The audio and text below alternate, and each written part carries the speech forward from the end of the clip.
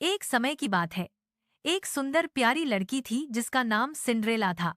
उसकी माँ का देहांत हो गया तो उसके पिता ने दूसरी शादी कर ली। उसकी नई सौतेली माँ और उसकी दो सौतेली बहनें बहुत घमंडी और क्रूर थीं। पिता के गुजर जाने के बाद सिंड्रेला पर दुखों का पहाड़ टूट पड़ा। सौतेली माँ ने उसे नौकरानी की तरह घर के सारे कामों में लगा दिया। झाड़ू लगाना, कपड़े धोना, खाना बनाना, सुबह से रात तक वह सफाई करती है। सिंड्रेला का दिल टूटा था, पर होठों पर कभी शिकन नहीं आई। वह दर्द में भी हौंसती रही। उसकी खामोशी जैसे कहती थी, मुझ पर भरोसा रखो, सब अच्छा होगा। तभी गांव में राजमहल के भव्य नृत्य समारोह का ऐलान हुआ।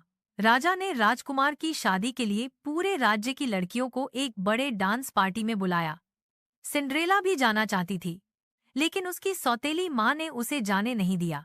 घर पर रहो और काम करो, बाहर जाने की कोई जरूरत नहीं।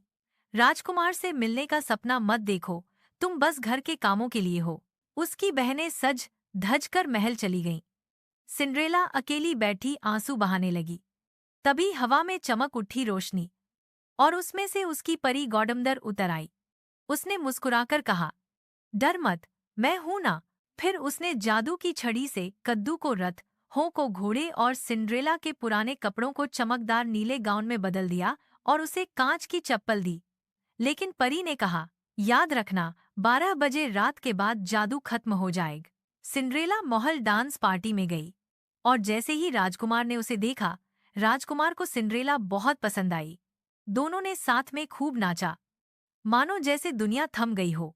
लेकिन तभी घड़ी ने 12 बजना शुरू किया। सिंड्रेला घबराकर भागी और सीढ़ियों पर अपनी एक कांच की चप्पल गिरा गई। अगले दिन राजकुमार उस चप्पल को लेकर पूरे राज्य में लड़की को ढूंढने निकला। जब वह सिंड्रेला के घर पहुंचा, बहनों ने कोशिश की, पर चप्पल फिट नहीं हुई। सौतेली माँ ने उसे छिपाने की कोशिश की, लेकिन सिंड्रेला आगे आई और चप्पल उसके पैर में बिल्कुल फिट हो गई। राजकुमार खुशियों से भर उठा। उसने सिंड्रेला से विवाह किया। सिंड्रेला ने अपनी सौतेली माँ और बहनों को भी माफ कर दिया और वह अपनी खुशियों से भरी नई जिंदगी जीने लगी।